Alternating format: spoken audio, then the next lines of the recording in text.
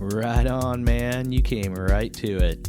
You have traveled through hyperspace across the podcast universe to arrive at Planet Renegade Files, where methodical research meets fearless exploration into fringe topics and logical reporting explores the psychedelic Vision Quest realms of the paranormal. Your old friend Lex Gordon here, secretly broadcasting a pirate signal from the camouflaged compound of the Jungle Villa Outpost, deep in the uncharted tropics. This is Renegade Files episode 22, Haunted Hotels, and it is part 1 of our Ghost Files series. Throughout history, stories of ghosts and hauntings have been continually associated with buildings. Songs of haunted castles were all the rage among the medieval bards. The entire Gothic Novel genre is built on foundations of the Haunted Manor house with a creepy villain caretaker and the innocent young governess who inherits the estate. But of all the myriad of haunted buildings, hotels seem to attract more than their fair share of phantasms and spectres. This episode is a little different, just to add some variety into the format. It doesn't have any grand conclusions or deep insight. It's just good old-fashioned ghost stories and spooky fun. In this episode of Renegade Files, we first look at the concept of the haunted hotel from a broad perspective of theories and factors. Then we'll explore several of the most astonishingly active haunted hotels in detail. Finally, I'll give you a long list of haunted hotels and inns. There may even be one close enough that you could drive to for a spooky weekend getaway. So grab the PKE meter, your proton pack, and a few ghost traps, book a room at the Overlook Hotel, and join me on a paranormal vacation as we explore the world of haunted hotels. Haunted hotels. Haunted hotels. Haunted hotels.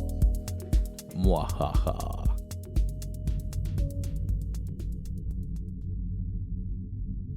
Part 1. Hotels and Hauntings. The word paranormal means beyond normal experience and is used to describe experiences and events that can't be explained by mundane or scientific methods. A haunted location, then, falls neatly into the realm of the paranormal. For some reason, hotels seem particularly good at capturing and displaying ghosts over a long period of time. I have a few theories about why this may be. First, hotels are, by their very nature, transient homes, and the temporary stays of many people over years, and in some cases centuries, builds up a human psychological energy all its own. Hotels are home to not just the memories of a few families like a house might be, but of thousands of different people, personalities, and characters, all who move through the space over extended periods of time. This melting pot of interaction with the buildings and rooms of a hotel may create a residual collective thought energy that contributes in some way to the unexplained sightings and sounds in some of the more haunted hotels and inns. And remember, these are just my theories. Second, people who meet untimely ends in hotels are usually not at their home. That is, for the most part, these are not people who lived at the hotels they come to haunt. And this could be a contributing factor to the whole restless spirit situation. People who die at a hotel are usually going somewhere or waiting for someone, and they never reach their destination or they never rendezvous with their lover, so the spirit returns to the hotel in search of that lost energy. Another thing is that, for the most part, people staying at hotels are spending a few nights in a new place. They're out of their comfort zones, in totally new surroundings, and this makes them more alert and aware of their environment. This is probably an evolutionary survival mechanism. It's almost second nature to be a bit more alert when passing through unfamiliar territory. This heightened awareness may account for the seemingly higher incidence of ghost sightings at hotels. People are out of their normal stomping grounds, so they see things they might have missed in a more familiar situation. Another theory I have that speaks to the large number of haunted hotels across the landscape concerns the people who work at these spooked out hospitality businesses.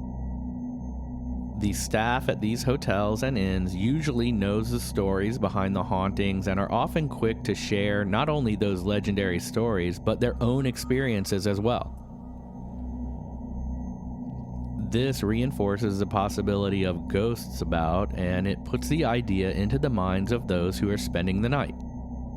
And in most cases, it isn't only the staff who knows these stories. Guests often know the ghost stories about whatever hotel it is long before taking their trip there. They might do research about the place, have chats with friends about the hotel and its ghosts, or search for blogs online to learn more about the apparitions often encountered at this locale.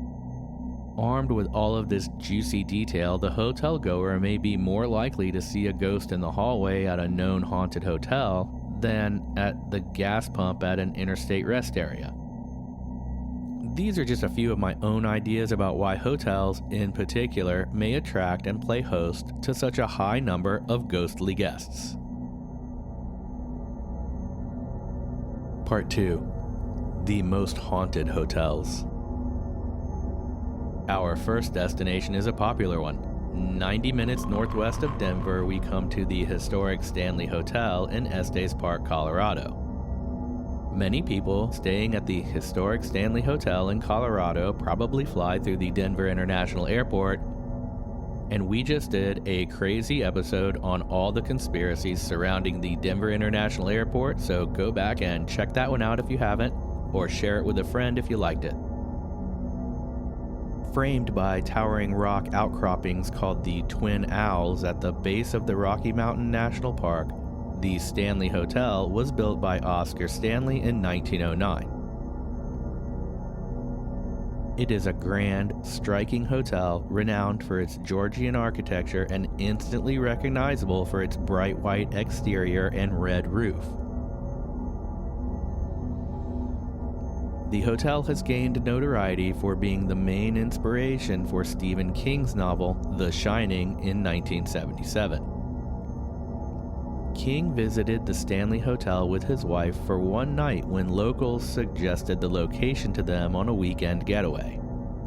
When they arrived, they had no problems getting a room because, as they discovered, the hotel was preparing to close for the winter. King and his wife were the only two guests, and they ended up in the presidential suite, room 217. The author and his wife found themselves lounging in the large, opulent lobby, eating in the spacious dining room, and drinking in the bar totally alone except for the limited hotel staff who were preoccupied with preparing the property to shut down for the winter months.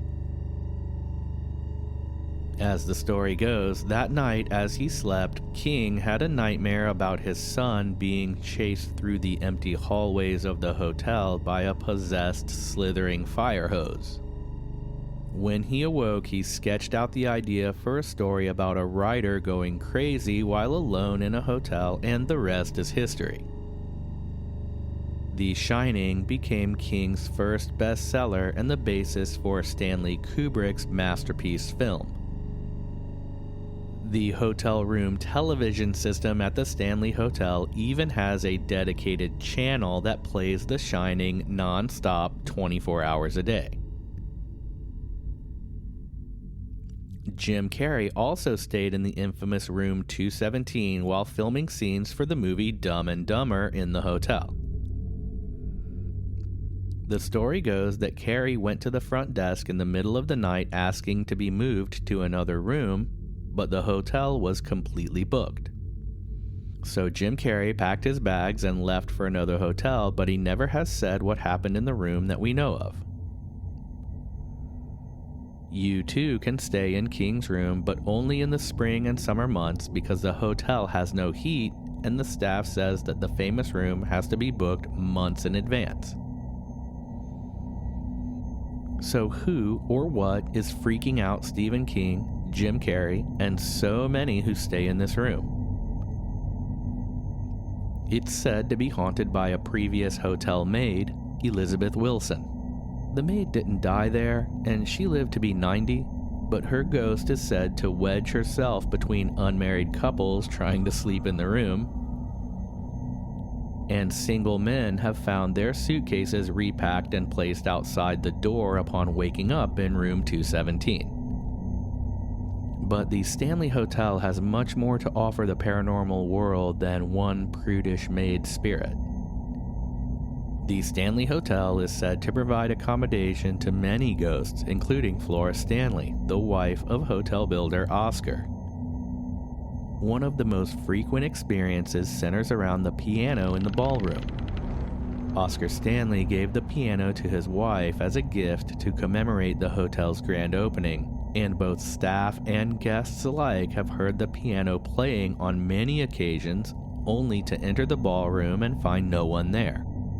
A couple from New York was admiring the piano when they both saw the keys begin to move on their own and the antique instrument began to play a melancholy tune.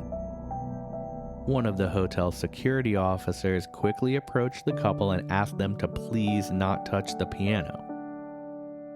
They swore they had not, the three of them standing there as the last notes faded away. Several visitors claim to have even seen the shadowy figure of a woman in a formal dress seated at the piano while hearing faint music. It seems that Flora really liked the piano and she just can't stop returning to play it from time to time. Other Stanley Hotel ghost stories center around room 418. Guests often report hearing children laughing and talking in the hallways outside of this room. These reports typically come in the form of complaints to the front desk late at night. Another Stanley Hotel room that seems to generate quite a bit of paranormal activity is room 407. Lights in this room constantly turn on and off by themselves. One guest said that one of two lamps in the room turned off. She walked across the room and turned it back on, and when she did, the other lamp turned off. When she turned that one back on, the previous lamp went out again.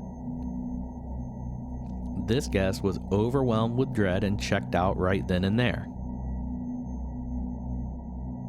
Room 407 has also been the location of unexplained noises like knocking in the walls and the sounds of furniture being pushed across the floor.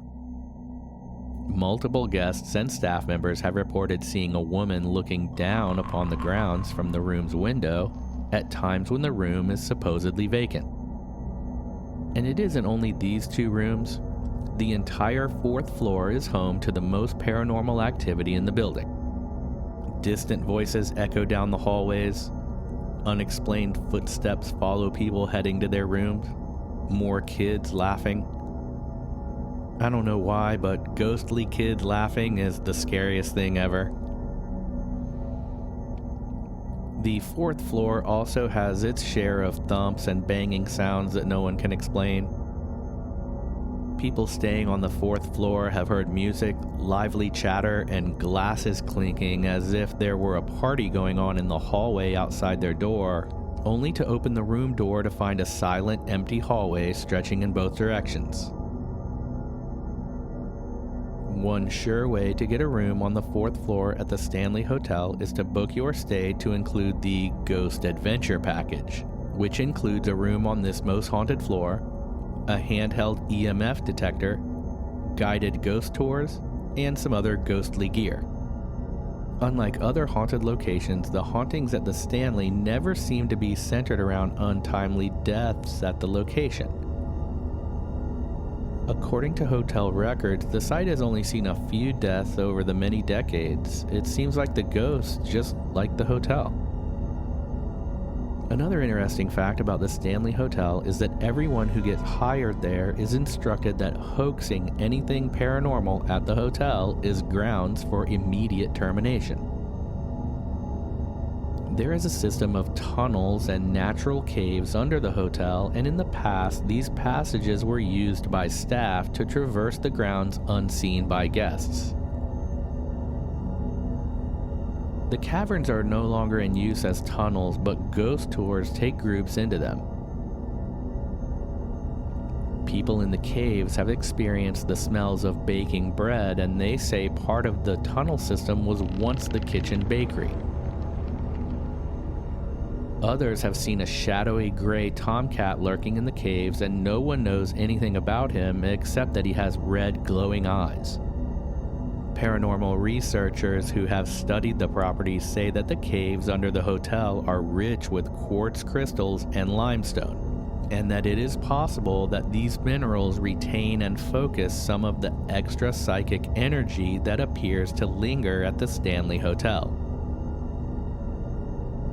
The Denver Post first reported a story in 2016 about Henry Yau, that's Y-A-U, a visitor from Texas who took a panoramic photo of the grand staircase in the hotel's main entrance area. Upon inspecting the photo, Henry discovered the ghostly image of a woman in a formal dress at the top of the staircase. He says he saw no such woman at any point before or after taking the picture.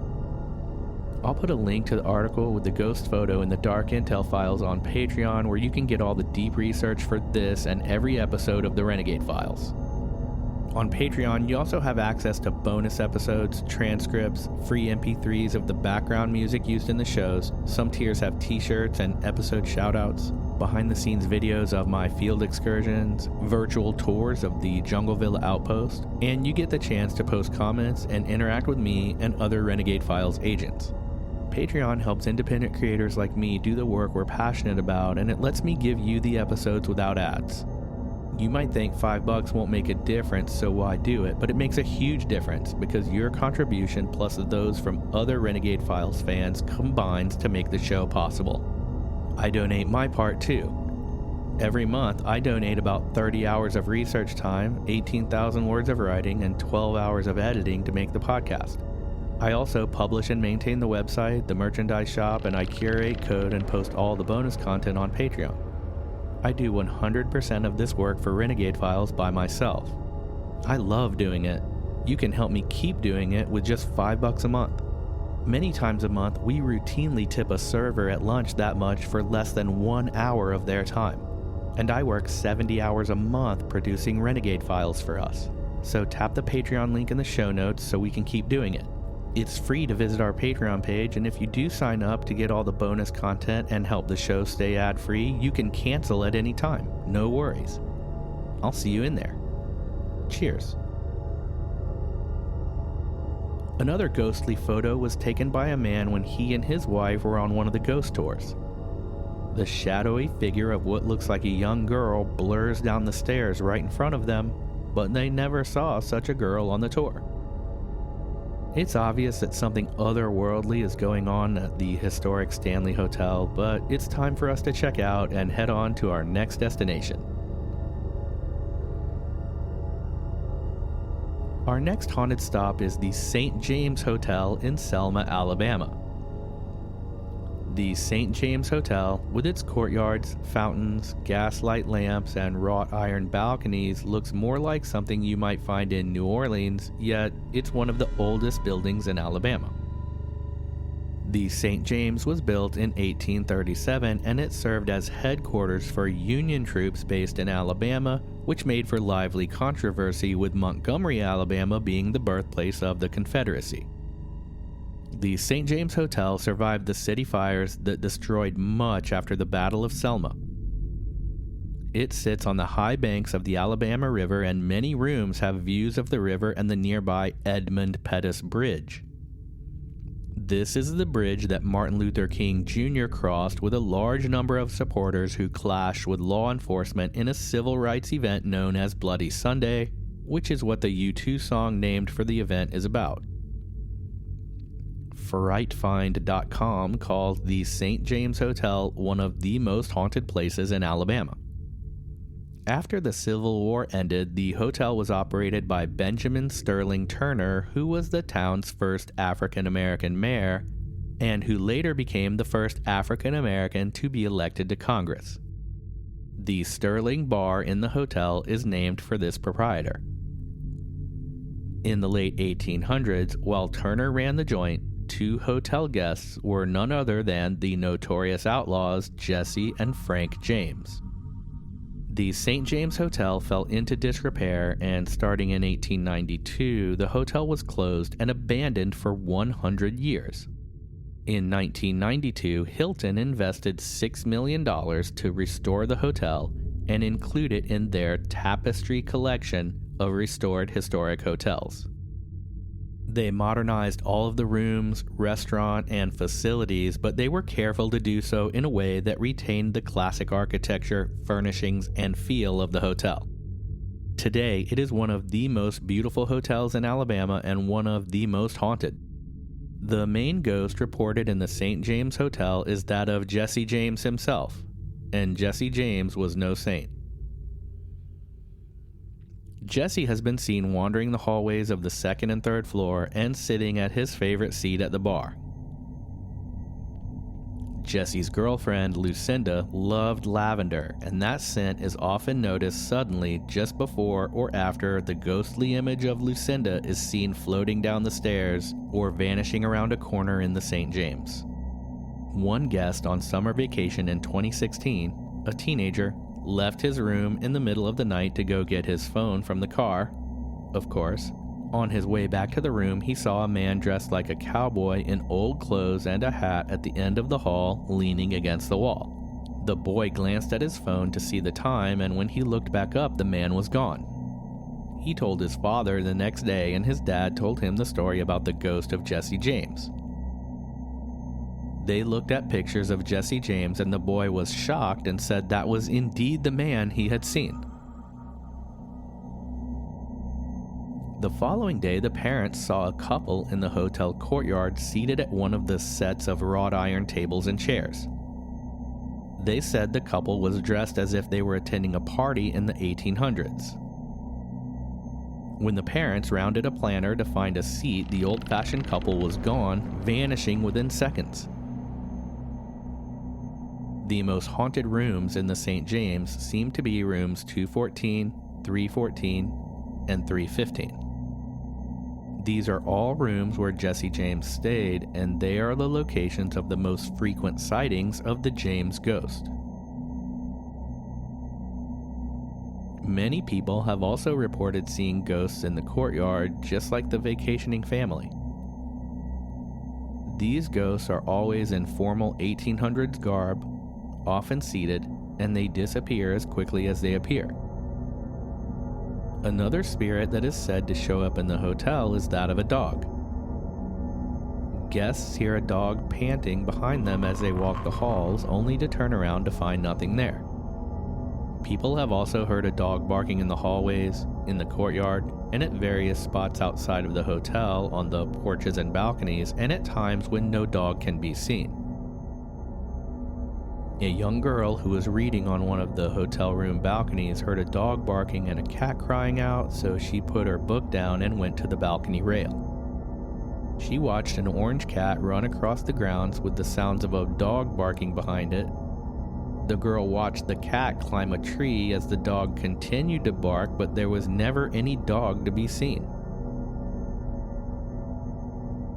One visitor, a salesman from Virginia, went to have an afternoon drink at the Sterling Bar in the hotel. He sat at the bar, looked over the drink menu, and ordered a glass of red wine. Pinot Noir, to be exact.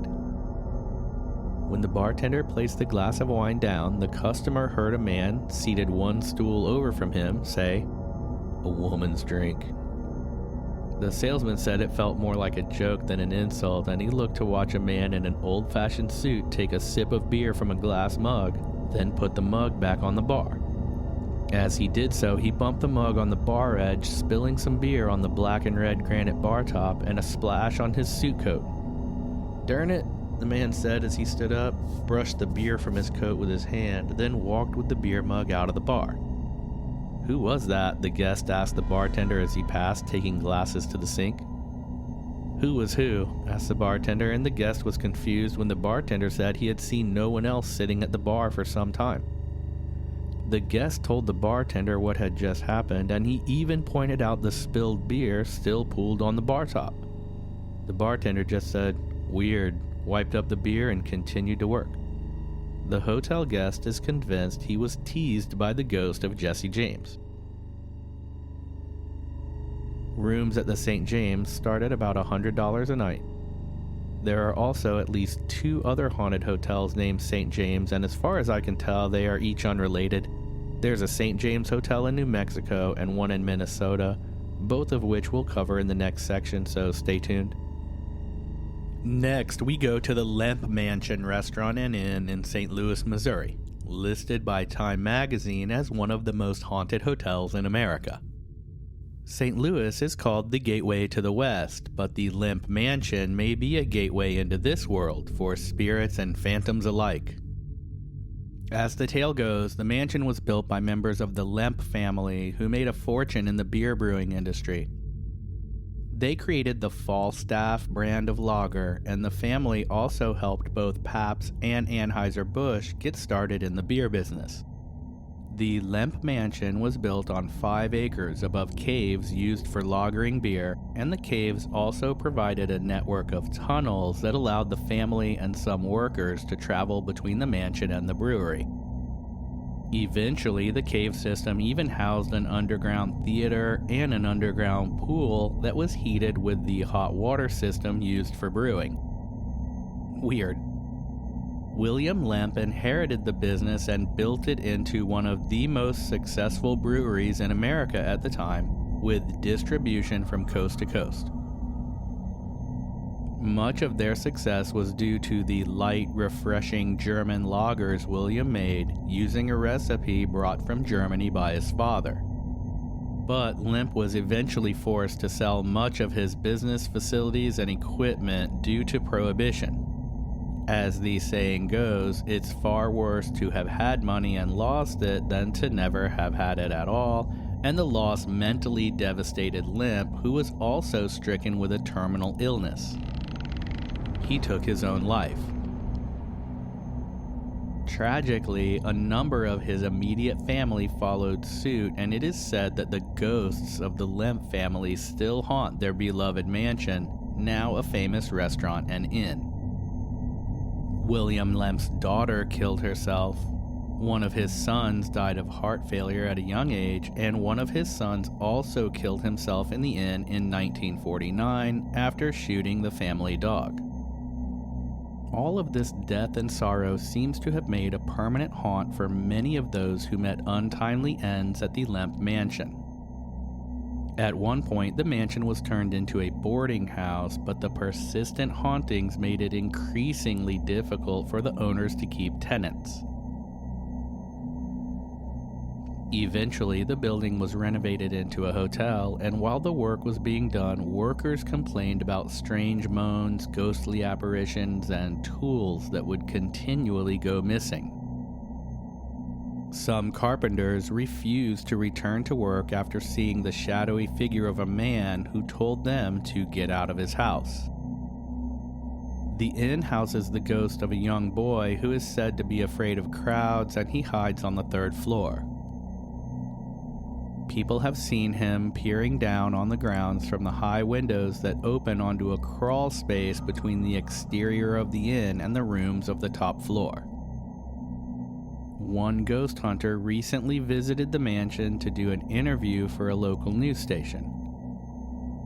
She knew the stories of the little boy, so she brought a teddy bear with her as a gift to try to make the little boy ghost happy. At one point, as she toured the mansion with the reporter, she put the teddy bear down on the stairs and descended to the floor below. When the reporter and the ghost hunter returned to go back up the stairs, they were shocked to see the stuffed bear toy floating in midair. They watched as the teddy bear swung back and forth as if an invisible child were swaying with it in their arms. Employees of the inn and restaurant say that glasses fly from the shelves, lights turn on and off, and the doors lock by themselves. The Lemp Mansion is beautiful, and I'll link to pictures of the hotel decorated for Christmas and a few weddings in the Patreon Dark Intel files so you can see it. I also have a really creepy picture of a room where you can see the ghostly figure of a man in the mirror on the room's door. The hotel has grand ballrooms, a tented gazebo, and courtyard with spiral staircases and outdoor fireplaces. There's a loft used for private parties, and the hotel galleries, lobby, and dining areas are gorgeous, even if they are haunted.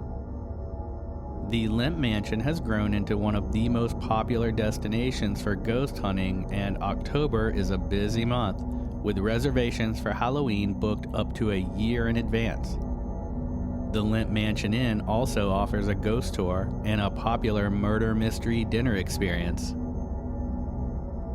You can stay there for around $160 a night, and some rooms are multi-room suites that are connected and available for multiple people to book together. Ghosts stay for free. As I mentioned earlier, unrelated to the St. James Hotel in Alabama are hotels of the same name in New Mexico and Minnesota. The St. James Hotel in New Mexico was built in 1880 and is a genuine piece of Western Americana. The hotel was built by Hen Lambert, who was a chef to both President Lincoln and General Grant. The original hotel building had 13 rooms and housed such famous rabble-rousers as Annie Oakley, Buffalo Bill Cody, Bat Masterson, General Sheridan, Zane Grey, and a long list of lesser-known gunmen, bounty hunters, and outlaws. The saloon at the hotel was known for its rowdy clientele, and at least 26 people were killed there in the heyday of the Wild West. So many gunfights broke out in the saloon that the owner had carpenters install a second layer of hardwood planks onto the floors above to keep innocent hotel guests from meeting untimely ends from stray pistol shot. To this day, you can count 22 bullet holes in the saloon ceiling. The ghost of Mary Lambert, the hotel's founder, will tap on the window of her old room if guests leave the window open overnight.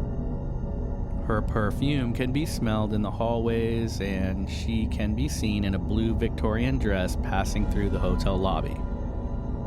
There are also the ghosts of 3 kids. One, a boy named Johnny who plays in the bar, out of which he was often chased as a child, not allowed in the saloon back in the old days.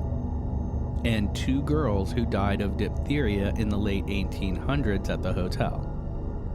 The girls are polite and most often seen together, smiling and curtsying to guests, and they do not approve of Johnny's bad behavior.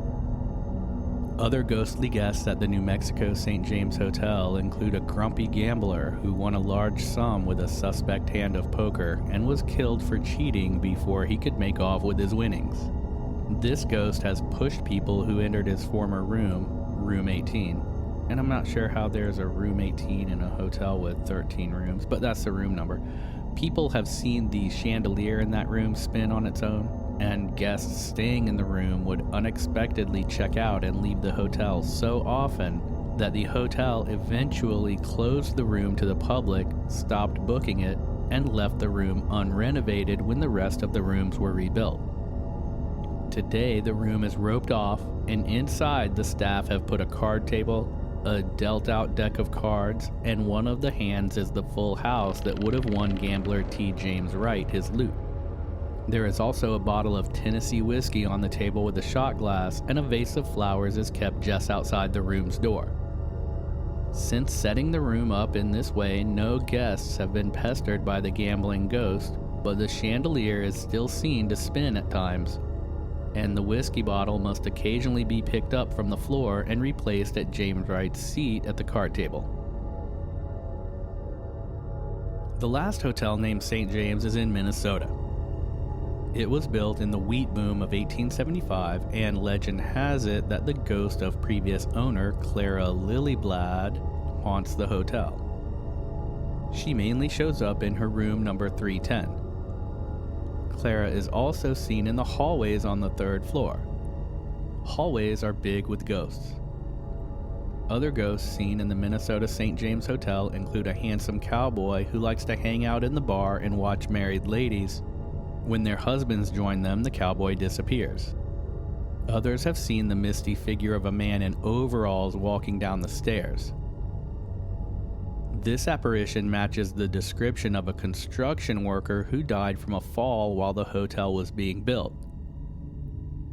It seems that the man fell from a high scaffolding, and now, in the afterlife, he much prefers the sturdy staircase. The Morning Glory Bed and Breakfast in Salem, Massachusetts is the home of the friendly ghost of two children, they think a boy and a girl, who can be heard giggling and playing around the hotel at all hours of the day and night. There is also said to be the ghost of a woman in Victorian dress who has been seen in various rooms of the stately home. Overall, the ghosts at the Morning Glory Bed and Breakfast in Salem are said to be cheerful, and any paranormal experiences there are always lighthearted, curious, funny, and exciting rather than dreadful or sad. Cool. The Otesaga Resort in Cooperstown, New York is also said to be home to many friendly ghosts. The structure was once a girls' school, and it seems that many of the kids had such a good time there that they have returned in the afterlife to laugh in the halls and play tricks on the guests and the staff. They love to turn lights on and off, and they are known to move things belonging to the guests like purses and shoes. The predominant accompaniment to all of these harmless pranks is laughter. Guests have reported searching for their missing shoes only to find them hidden under the bed or on the closet shelf, and the instant they find them, they hear children giggling from just beyond the door or window, but no kids are ever seen. The Bourbon Orleans Hotel in New Orleans is a stunning formal hotel built in the heart of the French Quarter as a ballroom and concert hall in 1806. Opening was delayed due to the War of 1812. It finally opened in 1815, only to be destroyed by fire in 1816. It was used by the Sisters of the Holy Family, who were the first African-American Catholic order in the U.S., and they built St. Mary's Academy at that location, which was a school for African-American girls in the 1800s. It was converted into the hotel we know today in 1964. Ghosts in this opulent hotel include a Confederate soldier, children and nuns from the order, a lone ghost dancer in the ballroom, and various phantoms moving behind the draperies in the ballroom only to vanish into the solid walls. Omni Grove Park Inn in Asheville, North Carolina is a very cool looking hotel made entirely from local stone. Grove Park Inn is 2 miles from downtown Asheville and is home to the Pink Lady, a young woman who fell to her death at the hotel in 1920 and has continued to appear in a pink dress since then. Guests see her in the halls, the lobby, and in many spots on the landscaped grounds. The Crescent Hotel and Spa was built in Eureka Springs, Arkansas in 1886 when a local newspaper called it the most luxurious hotel in the nation and listed the building costs at a grand total of $294,000, which is about $4.5 million today. The Crescent Hotel and Spa has a long history of cats that seem to arrive on their own and make the hotel their home. This isn't strictly speaking a haunting, but it is certainly paranormal in a sense.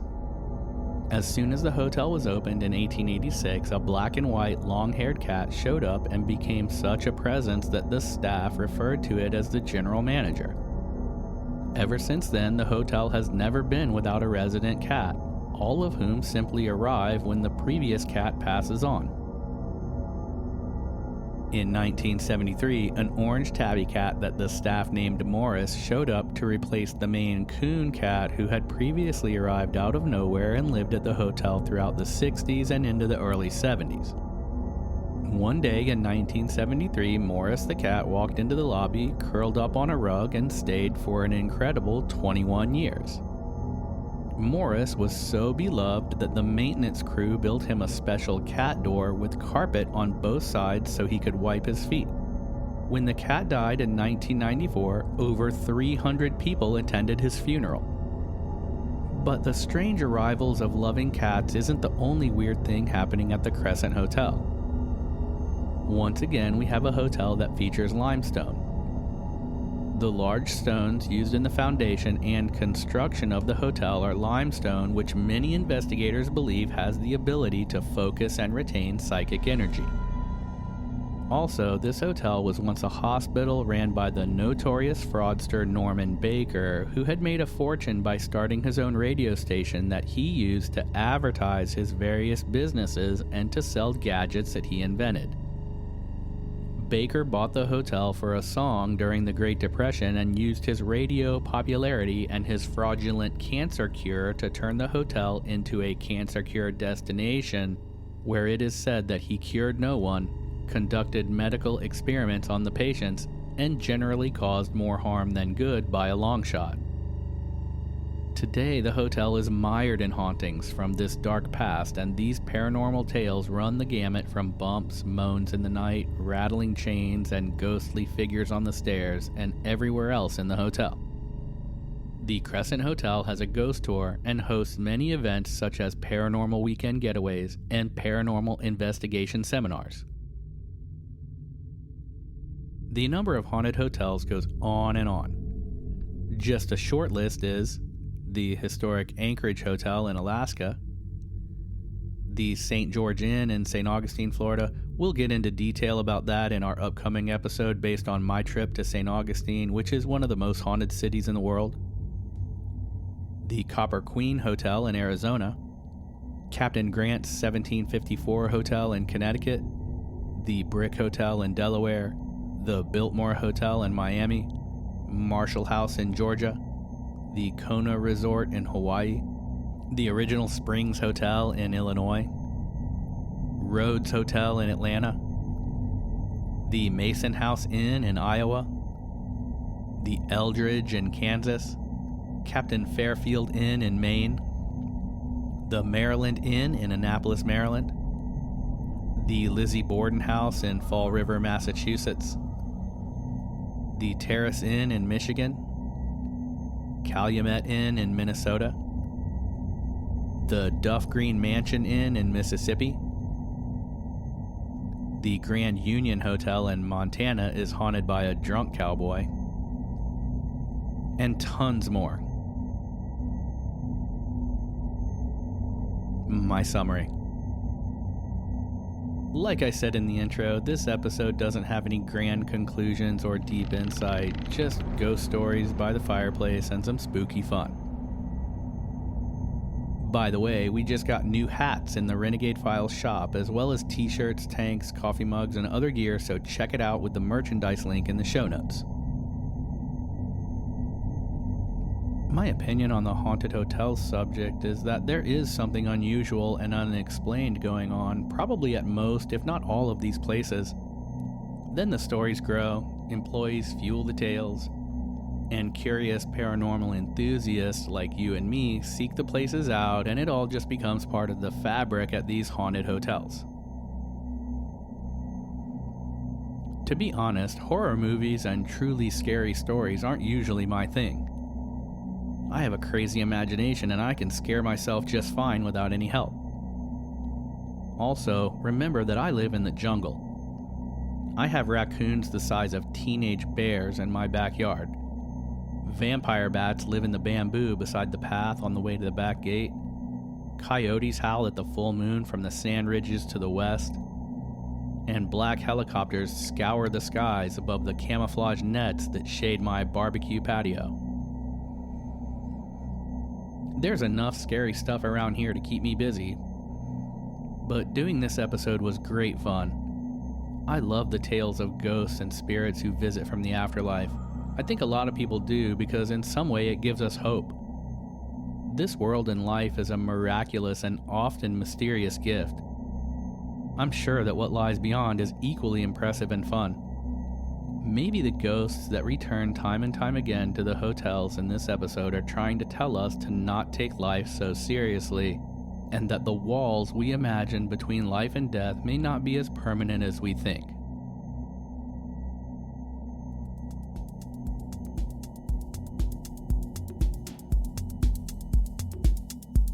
Thank you so much for going on this ghost hunt with me. This is part 1 of our Ghost Files series, so look for more spooky adventures to come.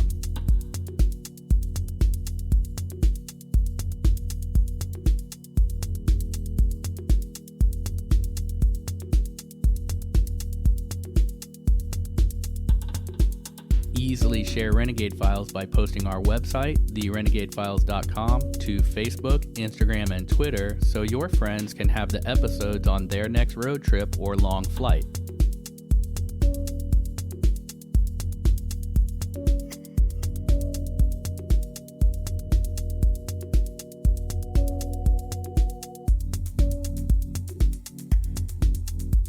Until our next investigation, I'm your host, Lex Gordon.